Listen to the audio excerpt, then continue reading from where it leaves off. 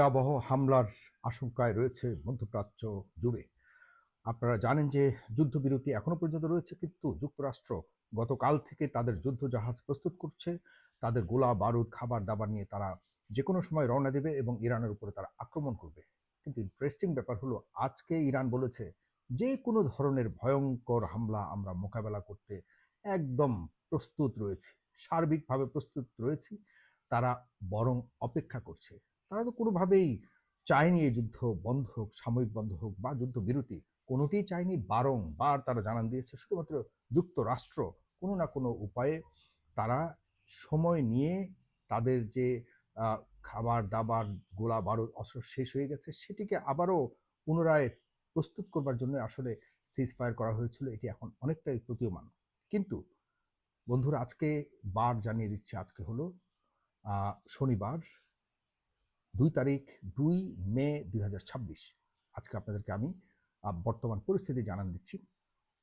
আমার কাছে ভালো লাগছে যে যুক্তরাষ্ট্র আবার আসছে। ঘুঘু বহুবার ধান খেয়ে গেছে, এবার প্রাণ দিয়ে যেতে হবে। কারণ হলো, যুক্তরাষ্ট্রকে আমরা মনে করি যে এই অঞ্চল থেকে, মধ্যপ্রাচ্য থেকে, উপসাগরীয় দেশগুলো থেকে যুক্তরাষ্ট্র বা তার যে জারজ সন্তান ইসরায়েলের বিদায় হবে এই অঞ্চলের প্রকৃতপক্ষে স্বাধীনতা অর্জন, প্রকৃতপক্ষে গণমানুষের, গণতন্ত্রের এবং সাধারণ মানুষের যে সম্পদের উপর তাদের অধিকার রয়েছে, সে অধিকার সঠিকভাবে প্রতিষ্ঠিত হবে বলে আমরা মনে করি। মধ্যপ্রাচ্য যদি শক্তিশালী হয়, মধ্যপ্রাচ্য যদি সত্যিকার অর্থে জনগণের অধিকার প্রতিষ্ঠিত হয়, আমি লিখে দিচ্ছি, আজকের এই ভিডিওটি আপনারা রেখে দিবেন, সারা বিশ্বে মুসলিমরা অনেক শক্তিশালী হবে। মুসলিমদেরকে শক্তিশালী, মুসলিমরা কোনোভাবে যেন পৃথিবীর শক্তির নেতৃত্ব দিতে না পারে, সেজন্যে আসলে বিধর্মী যারা রয়েছে, মুসলিম এর বাহিরে যে ধর্মগুলি রয়েছে, সেসব ধর্মের শীর্ষ নেতারা চায় না যে এই বিশ্বব্যাপী শক্তিশালী মুসলিমরা, যারা ইরানের মতো বিশেষ করে মুসলিম যে দেশগুলি রয়েছে সুন্নিদের সাথে মিলে কোনোভাবে যাতে একটা বড় ধরনের শক্তিতে রূপান্তরিত না হয়, এই জন্য তারা সারা পৃথিবীব্যাপী বিভিন্ন ধরনের অজুহাত দিয়ে মুসলিমদেরকে বিভক্ত করে রেখেছে। সেটির একটি শেষ আমরা দেখতে পাবো এবং বিশ্বের এই পর্যায়ে এসে যে আমাদের এই বয়সে মধ্যপ্রাচ্যের একটা বড় ধরনের অর্জন আমরা দেখতে পাবো, এটি নিঃসন্দেহে একটি সৌভাগ্যের বিষয়। প্রিয় বন্ধুরা, যারা দেখছেন আমার ভিডিওটিকে শেয়ার করবেন। আমরা মনে করি ইরান অনেক আগেই তাদের বিজয় লাভ করেছে, কিন্তু এখন এসে তারা প্রকৃতপক্ষে তাদের উপর আন্তর্জাতিকভাবে একচেটিয়া এক পেশে যেই নির্যাতন দীর্ঘদিন চালিয়ে আসছিল যুক্তরাষ্ট্র, সেই যুক্তরাষ্ট্র শুধুমাত্র মধ্যপ্রাচ্যের উপর এবং বিশেষ করে ইরানের উপর, মধ্যপ্রাচ্যের উপর যে খবরদারির যে পতন হচ্ছে তা নয়, বিশ্বব্যাপী তাদের যে মোড়লগিরি, সেটির ভয়াবহ পতন হতে যাচ্ছে। এদিকে আপনারা মানে ভুলে যাবেন না যে ইরান শুধুমাত্র ইরান দিয়ে চলছে না। ইরানের জনগণ, 70 থেকে 80 লক্ষ জনগণ ইরান সরকারের পক্ষে যুদ্ধ করবার ঘোষণা দিয়েছে এবং তারা উৎসর্গ করেছে, নিজেদের জীবনকে উৎসর্গ করে। নারী পুরুষ সবাই একত্রে বসে আছে। পাশাপাশি চায়না এবং রাশিয়া, তারা কিন্তু ঘোষণা দিয়েছে যে আমরা আমাদের বন্ধু রাষ্ট্রের পাশে থাকব। বর্তমান পরিস্থিতি জানা দিচ্ছি প্রিয় ভাইরা, সেটি হলো যে হরমুজ প্রণালীকে যে কোনো উপায়ে, হরমুজ প্রণালীকে আর ইরানের যে ইউরেনিয়াম সমৃদ্ধকরণ প্রসেস রয়েছে, সেটির জন্যই যুক্তরাষ্ট্র সব ধরনের চাপ দিচ্ছে এবং সর্বশেষ এগুলিকে আরেকটু শিথিল করে, মানে ইরানের পক্ষ থেকে সব ধরনের তারা ব্যবস্থা প্রচেষ্টা করে যাচ্ছে। গতকালকে পর্যন্ত পুনরায় তারা তাদের নতুন করে দাবি দাওয়াগুলি জানিয়েছে যুক্তরাষ্ট্রের কাছে। তারপরেও ডোনাল্ড ট্রাম্প বলেছে না, তার ভালো লাগেনি নতুন প্রস্তাবে, সর্বশেষ প্রস্তাবও তার ভালো লাগেনি। তার কথা হলো কি, ইরান আজকে জানিয়েছে, আমি কিন্তু আজকের রেফারেন্স দিয়ে কথা বলছি আপনাকে, এবং ওই দেশের গুরুত্বপূর্ণ প্রধান সারির পত্রিকাগুলিকে পড়ে এবং আন্তর্জাতিক গুরুত্বপূর্ণ পত্রিকাগুলিকে যাচাই বাছাই করেই কিন্তু আপনাদেরকে ইনফরমেশনগুলি আমি দিয়ে থাকি। কোনো কিছুই মানে অন্ততপক্ষে 90% আপনারা ধরে নিতে পারেন সঠিক খবর আমি দেওয়ার চেষ্টা করি। ইরানের জাতীয় পত্রিকা থেকে বলা হয়েছে যে ইরান মনে করে যুক্তরাষ্ট্র এই ধরনের শর্তগুলি দিয়ে মূলত এবং কার্যত ইরানকে বাধ্য করা হচ্ছে আত্মসমর্পণ করবার জন্য। ইরান সরকার এটি মনে করে এবং মুস্তফা খামেনি স্পষ্টভাবে বলে দিয়েছে ইরান কোনোভাবেই আত্মসমর্পণ করবে না। ইতিহাসে ইরানের আত্মসমর্পণের কোনো জায়গা নেই। এবং এই দুটি বিষয় যে ইউরেনিয়াম সমৃদ্ধকরণ এবং হরমুজ প্রণালী, এটি ইরানের জাতীয় সম্পদ। এটিকে কোনোভাবে ইরান ছাড় দিবে না, একদম আজকে সাফ সাফ জানিয়ে দিয়েছে।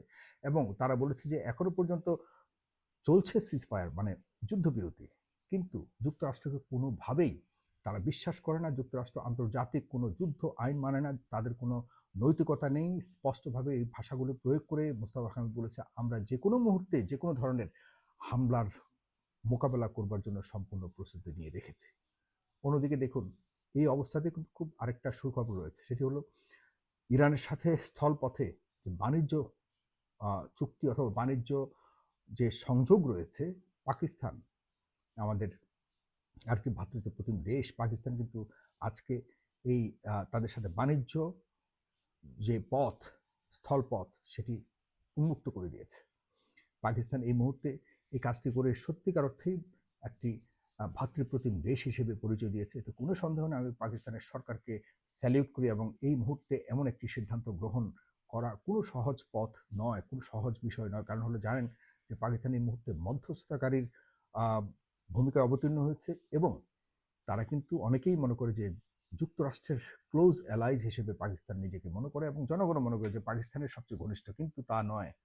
ভ্রাতৃত্ব বোধের একটি বিষয় রয়েছে, ঋণ শোধের একটি বিষয় রয়েছে, বিপদে বন্ধুর দাঁড়ানোর একটি বিষয় রয়েছে। সেটি করেছে এই মুহূর্তে, কারণ ইরানের এখন খাদ্য থেকে শুরু করে অন্যান্য বাণিজ্য সচল রাখার জন্য একটি পথ, স্থলপথ এবং বিভিন্ন পথ খোলা রাখা দরকার।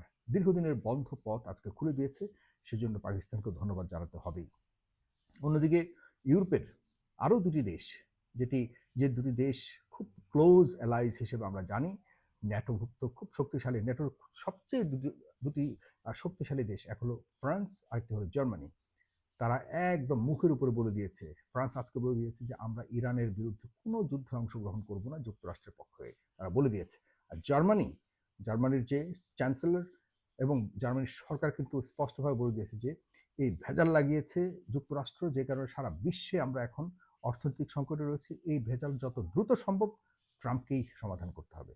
যে কারণে এই কথা শোনার পর ট্রাম্প ওই দেশে দীর্ঘদিন তাদের নিযুক্ত মার্কিন যে সেনাবাহিনীর সদস্যরা রয়েছে, প্রায় 5,000 সেনাবাহিনীকে আগামী 6 থেকে 12 মাসের মধ্যে তারা ফেরত নেবে।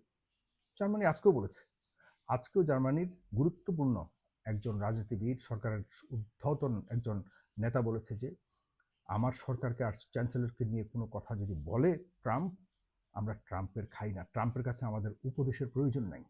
ট্রাম্প নিজের যে ইরানের সাথে সংকট তৈরি করেছে, দ্রুত উচিত ট্রাম্পকেই, সারা বিশ্ব এখানে গরজ পড়ে নাই যে ট্রাম্প বিভিন্ন দেশে গিয়ে গিয়ে সমস্যা ক্রিয়েট করবে, আর বিশ্ববাসী মানে ন্যাটো থেকে শুরু করে অন্যান্য শক্তিগুলোই ট্রাম্পের কথায় দৌড় মেরে এগুলি, এইসব দিন আর নাই।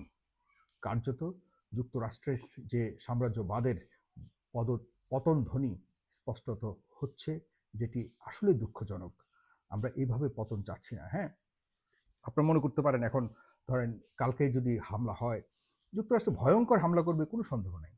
কিন্তু হামলা করার পরেও টিকে থাকার যে আদর্শ, এটি হলো ইম্পর্টেন্ট, যেটি ইরানের আছে। এবং ইরান বারবার জানান দিচ্ছে যে যতই আমাদেরকে হুমকি দাও, যতই আমাদেরকে হামলা করো, আমরা আমাদের আদর্শ থেকে, আমাদের দাবি থেকে, আমাদের অবস্থা থেকে বিচ্যুত হব না। বরং আরও বড় খবর হলো, ইরান বলেছে এখন তো হরমুজ প্রণালী নিয়ে আছি, বাবে আল মানদেব থেকে শুরু করে মানে আরব উপসাগরে যেসব অঞ্চলগুলি রয়েছে, মানে বিশেষ করে সমুদ্র অঞ্চল, সমুদ্র জলসীমা যেটিকে বলা হয়, যেটি প্রায় 2,000 কিলোমিটার জুড়ে ইরানের চারপাশে, সেগুলিকে তারা কয়েকদিনের মধ্যে কঠোরভাবে নিয়ন্ত্রণ করবে।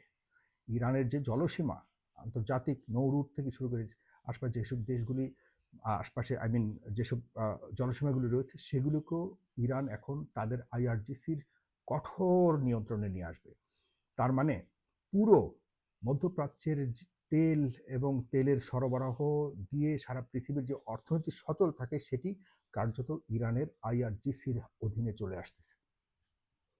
আমরা এই জন্য খুব বেশি খুশি না, কারণ সবকিছু তো ওপেন ছিল, স্বাভাবিক ছিল। এই যুক্তরাষ্ট্রের কারণে সব অস্বাভাবিক হয়ে গেছে।